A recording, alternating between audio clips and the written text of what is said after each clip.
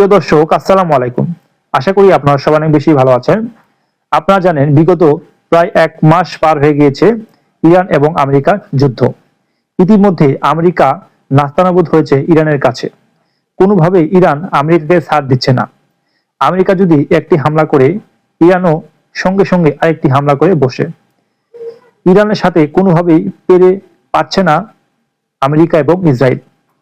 তারই মধ্যে আমেরিকার দুঃস্বপ্ন হচ্ছে এবং দুঃখের বিষয় হচ্ছে ইরানের যে হরমুজ প্রণালী রয়েছে এবং এই প্রণালীর মাঝখানে কিন্তু ছোট ছোট নৌযান রয়েছে স্পিড বোটের মতো, খুবই গতিশীল, এবং সেই স্পিড বোটে প্রায় এই পাশে দুইটি ওই পাশে দুইটি, মোট 4টি করে মিসাইল রয়েছে। এই মিসাইলগুলো বিভিন্ন হরমুজ প্রণালীর যে জাহাজগুলি রয়েছে সেই জাহাজগুলিকে লক্ষ্য করে যে কোনো সময় দ্রুত গতির মধ্য দিয়ে তারা হামলা করে বসে এবং সেই সঙ্গে সঙ্গে সেই তেলবাহী ট্যাঙ্কার বা জাহাজগুলি ধ্বংস হয়ে যায় এবং সঙ্গে সঙ্গে আগুন জ্বলে ওঠে সেই ট্যাঙ্কগুলোতে।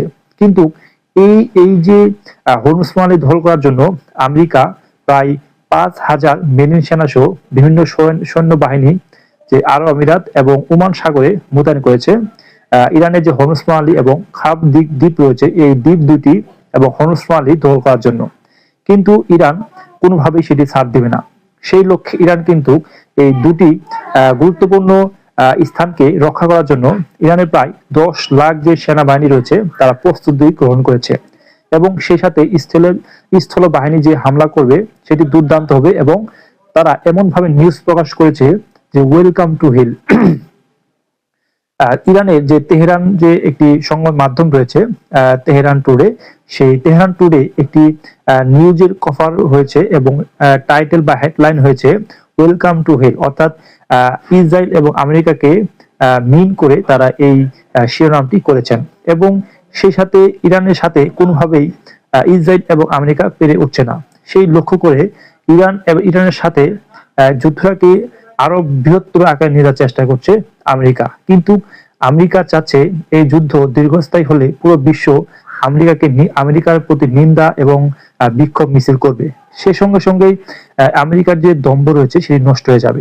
সেই লক্ষ্যে যুদ্ধটাকে দ্রুত শেষ করার জন্য ইরানকে প্রায় 100 বছর পিছিয়ে দেওয়ার জন্য তারা ইরানের উপরে পারমাণবিক বোমা হামলা করার জন্য প্রস্তুতি নিচ্ছে। ইতিমধ্যেই তারা পারমাণবিক যে সরঞ্জাম রয়েছে, পারমাণবিক যে বোমার যে বস্তুগুলো রয়েছে সেটি কিন্তু দ্রুত সময়ের মধ্যে আমেরিকা যে সেনাবাহিনী রয়েছে তাদেরকে নির্দেশ দিয়েছে যেন দ্রুত সময়ের মধ্যে পারমাণবিক বোমা সরঞ্জাম এবং যে সকল নাগরিক রয়েছে ইরানে বা ইরানের আশেপাশের দেশগুলোতে সেই নাগরিককে দ্রুত সময়ের মধ্যে সেই দেশ ত্যাগ করার জন্য নির্দেশ দিয়েছে আমেরিকা।